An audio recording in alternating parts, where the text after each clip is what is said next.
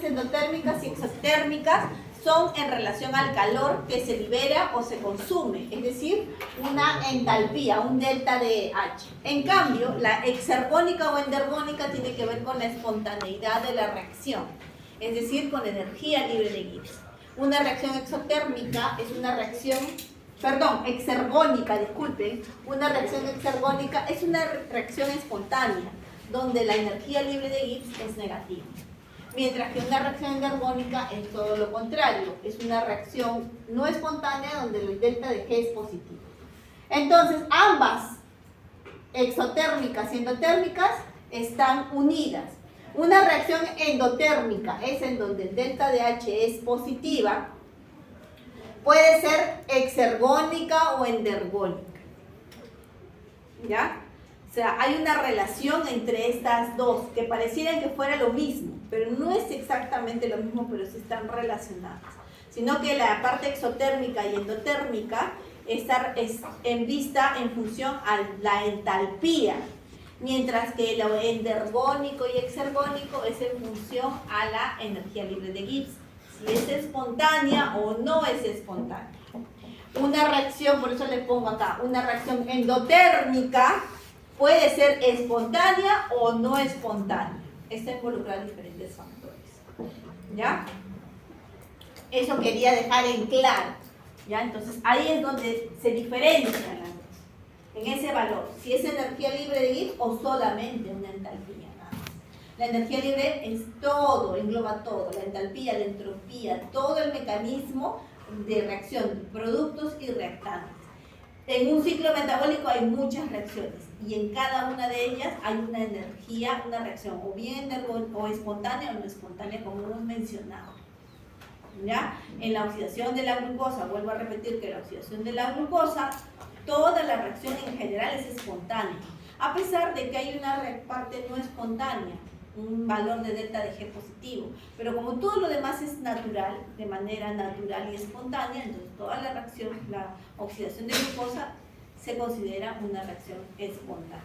Solamente habría que ver en cuál es endergónica y en cuál es exergónica, pero como es espontánea, la oxidación de la glucosa es una reacción exergónica. ¿Por qué? Porque tiene un delta de G negativo. ¿Ya? Bien. Entonces, hablemos de la moneda energética que nos trae aquí el ATP. El ciclo del ATP. La moneda energética del organismo, estoy simbolizándolo con el ATP porque es con lo que más conocemos, es lo que digamos que tiene mayor preponderancia, mayor cantidad de formarse, pero acabo de un momento de decir, el GTP tiene el mismo valor energético, el ITP también, el TTP también, el CTP tienen el mismo valor energético, porque son trifosfatos. ¿Ya? Bueno, mencionamos mucho el ATP. Se produce en todas nuestras células, se obtiene a partir de lo que consumimos de azúcares, de lípidos, de la reserva almacenada de los mismos, tanto de los carbohidratos como de los lípidos. ¿Ya? Entonces, mencionemos lo que es el ciclo del ATP un poquito.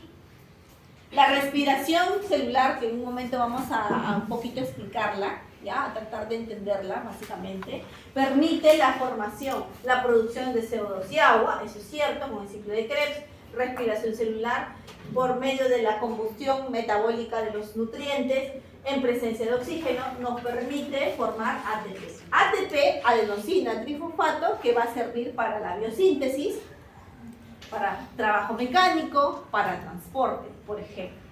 Pero al mismo tiempo, para que se realice a cabo esta biosíntesis, una vez que se lleva a cabo la biosíntesis, ¿no? O el trabajo mecánico o el trabajo de transporte, va a tener que gastar energía. Esta energía gastada va a ser por medio de la hidrólisis de los enlaces fosfatos.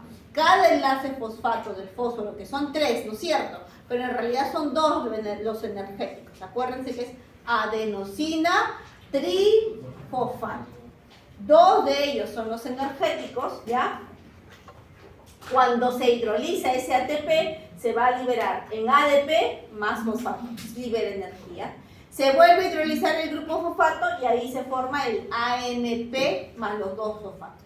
AMP queda como AMP cíclico. El AMP ya es un segundo mensajero muy importante en los procesos de señalización y mensajes celulares de segundos mensajeros. Y claro, este ADP más este grupo fosfato, ese es el ciclo del ATP, va a servir de fuente, de insumo, para que cuando se lleve a cabo la respiración, otra vez se pueda producir, ¿qué cosa? ATP. Y así ahorita vamos a ver el ciclo un poquito del catabolismo y el anabolismo, que es donde acá se produce ATP, se hidroliza ATP y se vuelve a producir ATP y así sucesivamente en el ciclo del ATP. Ese es en realidad el ciclo del ATP. Y con el ciclo del ATP también se van a formar, se van a oxidar o reducir los famosos NAD y los famosos FAD. O sea, están muy ligados los tres, ATP y las coenzimas, que la profesora la próxima semana les va a hablar. El NAD reducido y el FAD reducido. Ahorita lo voy a explicar, ¿ya?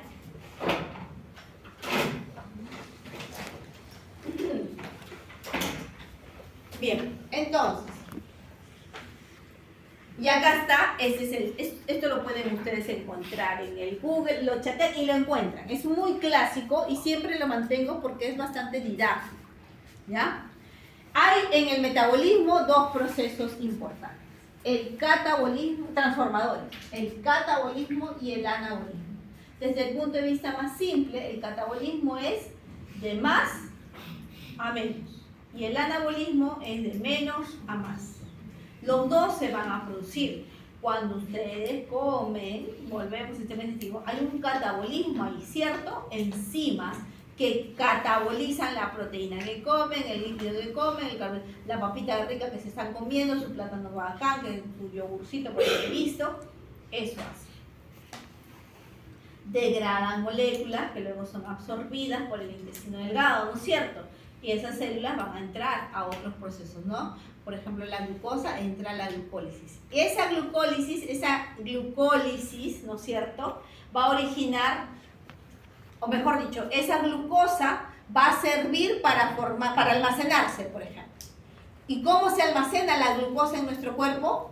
Con el glucógeno, ¿ya? Ahí pasó de glucosa chiquita en nuestro cuerpo ya, o sea, en nuestro torrente sanguíneo, en el hígado, a una molécula grande. Eso ya no es catabolismo, eso vendría a ser el anabolismo. Y así se produce. Entonces tenemos catabolismo, ¿no? Los nutrientes que consumimos pasan a productos finales más pequeños. Pero lo más importante es eso. Cuando ocurre un catabolismo, ¿ya?, se va a formar ATP, NAD reducido, bueno, este es NAD reducido fosfato y FAD reducido. Moléculas, los cuatro en este caso, altamente energéticas. Esta de por sí es energética y esta es indirectamente energética, ahorita vamos a ver por qué. Pero al mismo tiempo que se lleva a cabo esta producción de más a menos, donde se forma este ATP, estas moléculas energéticas, obviamente incluyendo el ATP, se va a producir de menos a más, como les mencioné, de glucosa a glucógeno, el anabolismo, en donde las moléculas precursoras, los monosacáridos, las moléculas simples, van a sufrir un cambio para formar moléculas grandes, de reserva, por ejemplo, de constitución, de estructura. Y aquí es donde este ciclo del ATP se va a completar. ¿Por qué? Porque para que se realice este anabolismo se requiere hidrolizar el ATP, se requiere energía. Acá se libera energía, acá se consume energía. Se libera energía en forma de ATP y en NADPH, NADFAD reducido, y se consume energía. Al consumirse energía, el ATP pues requiere energía, se va a hidrolizar. Por eso es que ADP más fosfato. ¿Ya?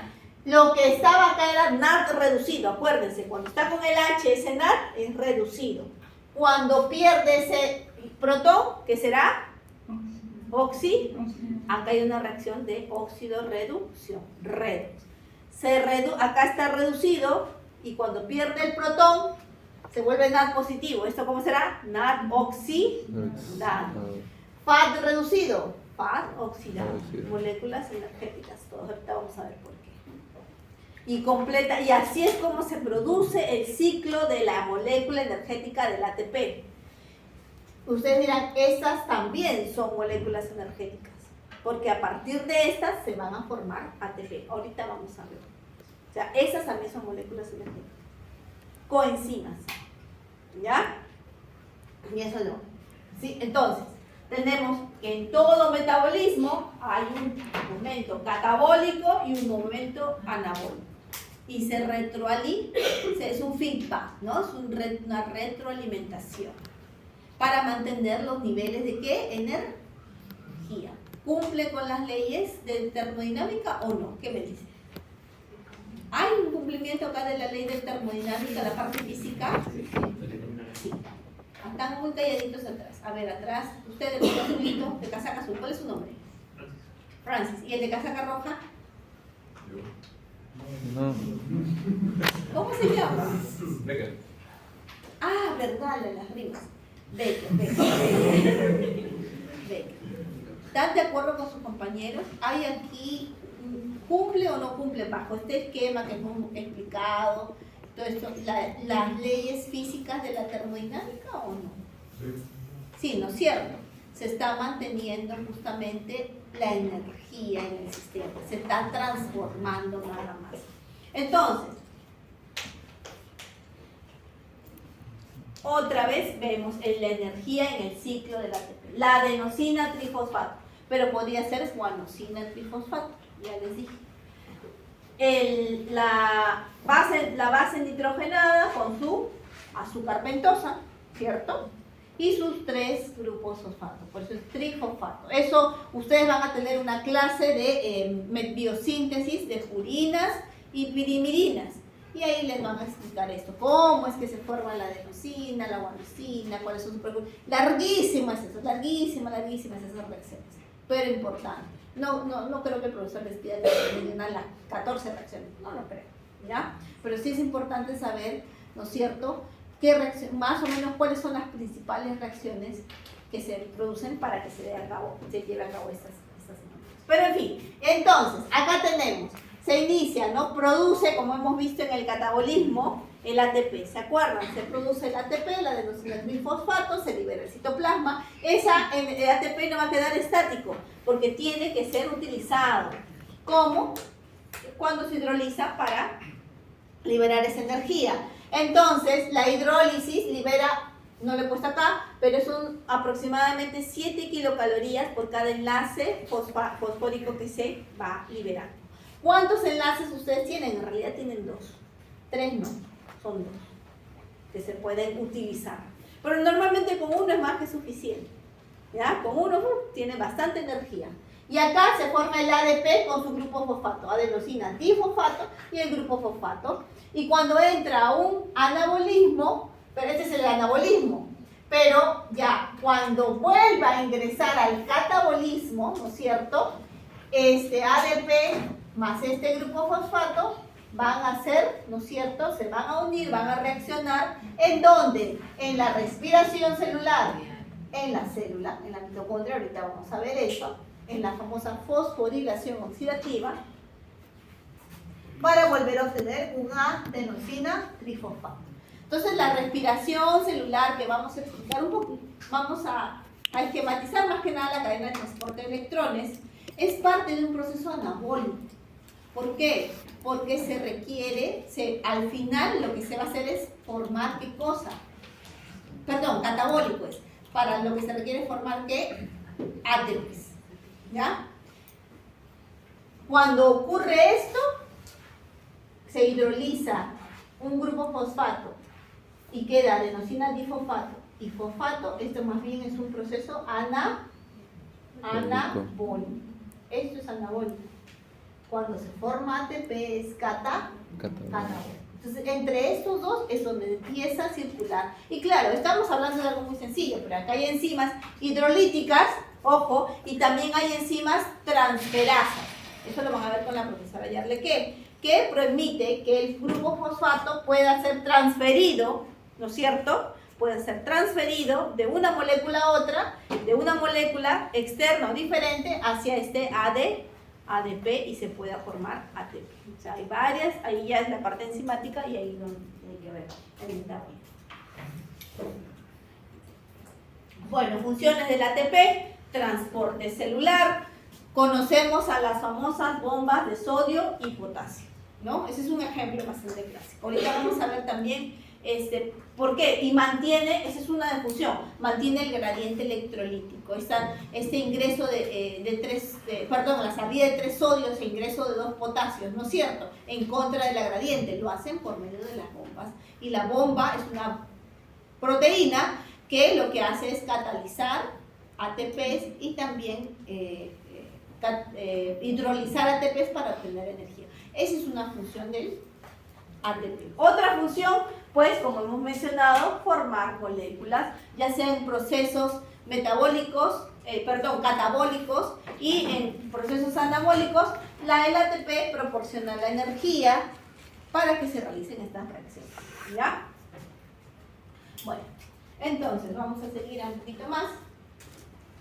Hablemos un poquito de lo que es la parte de la participación en el campo bioenergético del ciclo de Krebs, de la cadena de transporte de electrones y de la fosforilación oxidativa. Todo esto en función de qué? De una de un metabolismo aeróbico en presencia de oxígeno, ¿ya? En presencia de oxígeno.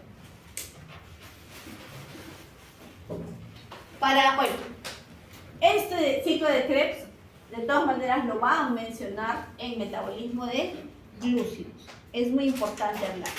Pero, ¿dónde se produce el ciclo de Krebs? En la mitocondria. En la mitocondria. ¿En qué parte de la mitocondria? En la 3. En la 3.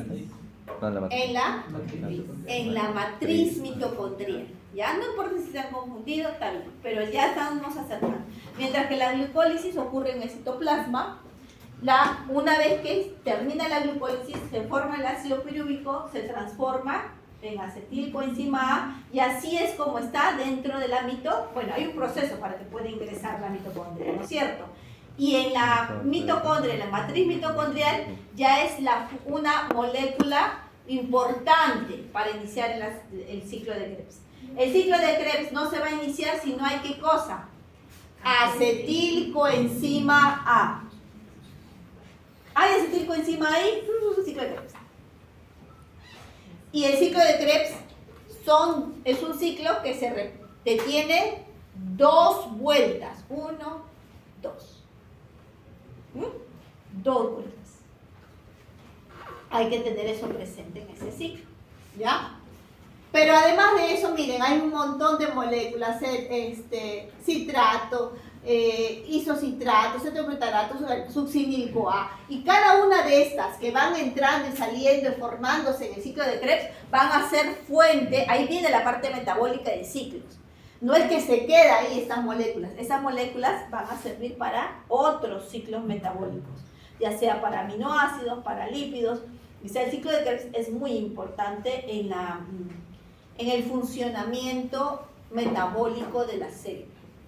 ¿Ya? Por eso dice, ¿cuáles son las importancias del ciclo de Krebs? 1, producirse CO2. En el ciclo de Krebs, el acetilcoenzima A, que hemos mencionado, pasa por una serie de reacciones que al final van a liberar CO2 como producto. Cada molécula de glucosa, por eso es una molécula muy energética, porque es una molécula de glucosa de 6 carboncitos nomás, y genera 36 nucleótidos inmediatamente, ¿ya? Realiza 2 ciclos, 2 vueltas del ciclo de Krebs, y entonces produce 4 moléculas de CO2. Hay que tenerlo eso presente, ¿ya? Eso es proceso crucial. ¿Para qué? Para que se pueda eliminar carbono de la célula. Un evento del ciclo de Krebs. La otra, la generación de las coenzimas. La famosa, acá no me escribí, los famosos, hace un ratito les dije.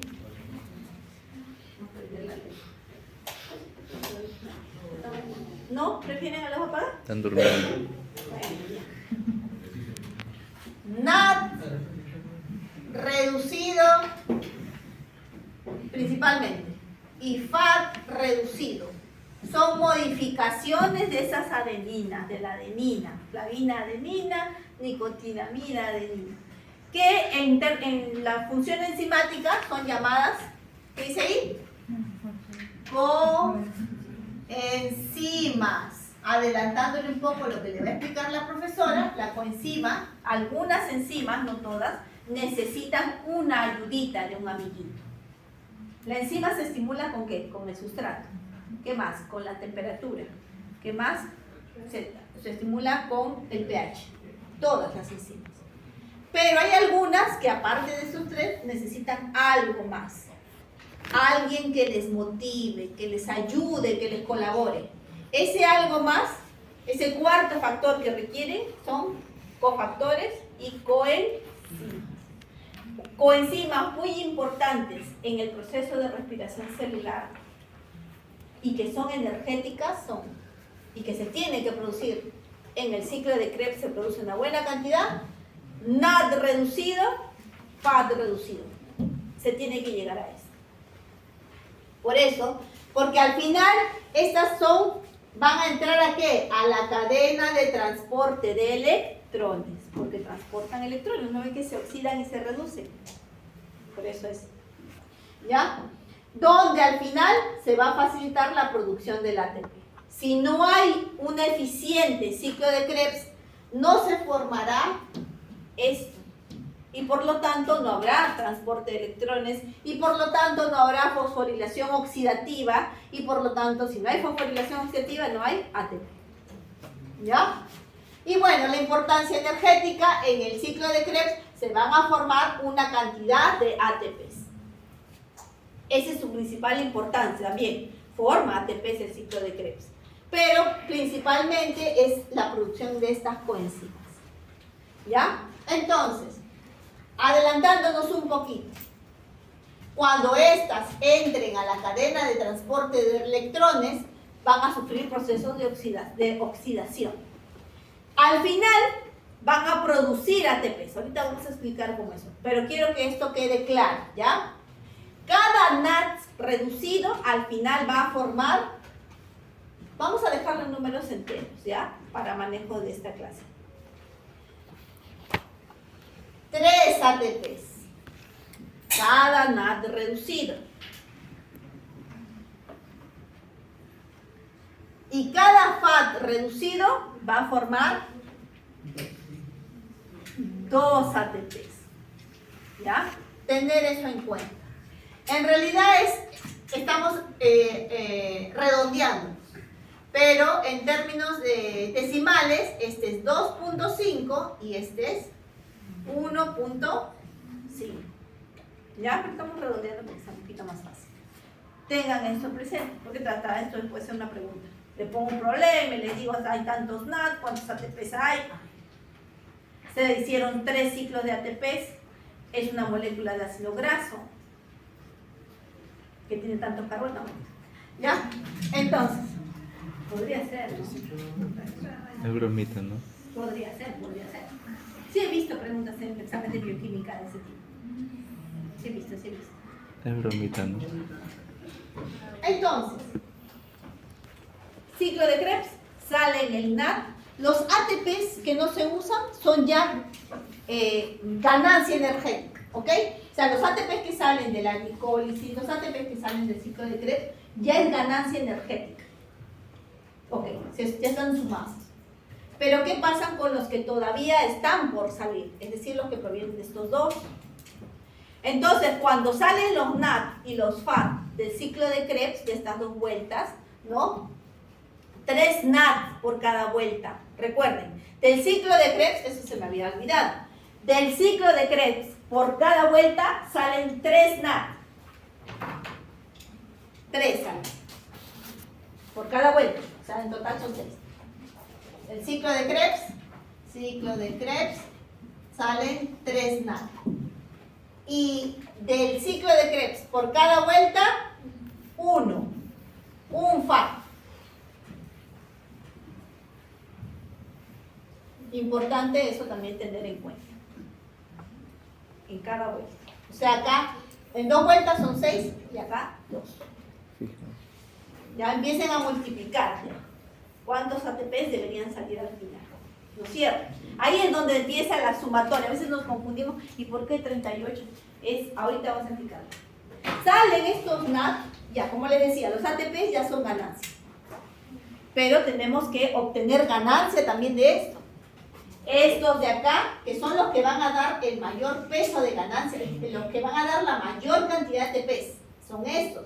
Si ustedes se dan cuenta, si un NAD es oxidado, al final en la fosforilación va a producir 3. Y acá si un FAT al final de la fosforilación va a producir 2. O sea, va a ser mucho más grande que lo que produzca el ciclo de Krebs por sí solo. ¿Ya? O la glicólisis por sí sola. Es más grande. Entonces, una vez que salen los NAD y los FAT, se van a dirigir a otra parte de la mitocondria. El ciclo de Krebs, ¿dónde ocurría? En la matriz de la mitocondria. En cambio, la cadena, esta otra parte, se va a producir en la membrana interna de la mitocondria. Es la cadena de transporte de electrones. Profesora, ¿en todas las células hay cadena de transporte de electrones? Si hay mitocondria, sí. ¿Se va a producir eso? Sí. Si es un organismo que necesita oxígeno, sí. Porque estamos hablando de una respiración, un metabolismo aeróbico, donde la producción de ATPs es la más alta. La cadena de transporte de electrones en la membrana interna de la mitocondria es una serie de complejos de proteínas que lo que hacen es coger a este de acá o coger a este de acá y que estaban reducidos, oxidarlos. Y cuando los oxida, o sea, hay transferencia de esos cambios de redox, acuérdense de su química 101. No digo de química, pero acuérdense de química, de un poquito de química, del redox. Acuérdense, ¿no? Recuérdense que uno se reduce, otro se oxida, hay una ganancia o pérdida de electrones. Entonces, ¿qué dice acá? Transporte de electrones. En este proceso que se oxida y se reduce esto de acá, comienza a ocurrir un transporte de electrones. Ahorita lo vamos a ver. ¿Y para qué es el transporte de electrones? Para generar otro evento que se llama la quimiósmosis. Ahorita lo vamos a explicar. Al final, todo esto tiene que impulsar a que se active una proteína que se llama ATP sintasa, que lo que hace es formar ATPs. Vamos a explicarlo un poquito. No se me vayan a perder, no se me asusten. ¿Ya? No crean, yo también me asustaba cuando escuchaba esto. Pero después no es tan feo como parece. Pero sí es importante tener en cuenta estos conceptos, estos pequeños detallitos, ¿no? Anotarlos para poder entender por qué esa ganancia. ¿Ya? Entonces, vamos a nuestra gráfica de transporte eléctrico. Bueno, antes de hablar de eso, tener en cuenta lo siguiente. La glicólisis representa el 20% del metabolismo total. Es el paso inicial que ocurre en el citoplasma y culmina con la formación de ¿cuántos piruvatos? 2 piruvatos, ¿no es cierto? Siempre en presencia de oxígeno. El ciclo de Krebs, 30% del ciclo el ciclo de Krebs representa la tercera parte del metabolismo energético. ¿Se acuerdan que les mencionaba? Nadie falta. Si no se activa el ciclo de Krebs, olvídense. No hay posibilidades. Es más, yo les voy a poner el ejemplo como la glucosa y la glicólisis.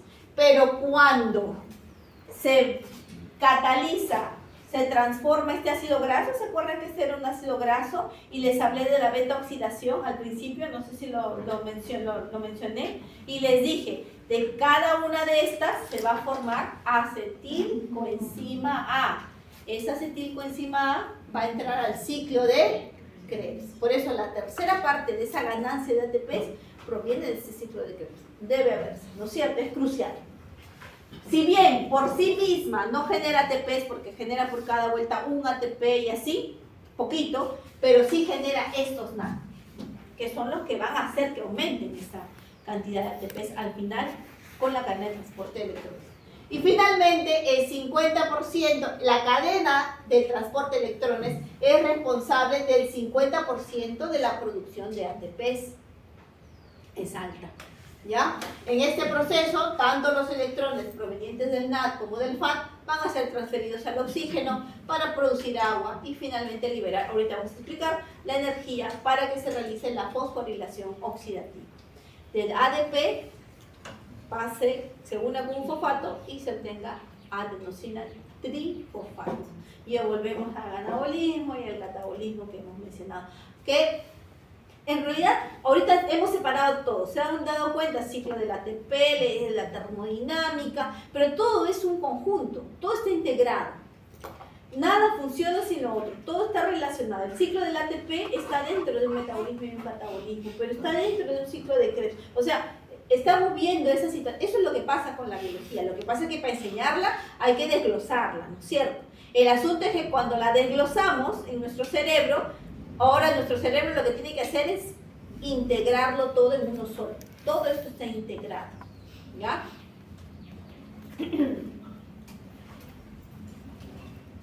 Ahora sí. Miren, más que se aprendan voy a botar aquí, ¿ya? Lo más probable es que esa cadena de transporte de electrones la vuelvan a ver en metabolismo de carbohidratos. Ya no en lípidos. El profesor Eleazar ya no hace eso. Asume que usted ya esto lo sabe. Le dicen ya, ustedes saben de que se va a formar acetil-CoA y ya saben que el acetil-CoA va a entrar al ciclo de Krebs. O sea, eso ya él no va a tocar esa parte. Él va a encargarse de la parte de cómo llega a este acetil-CoA, cómo se forma el colesterol, etc. Pero al final tiene que llegar a eso.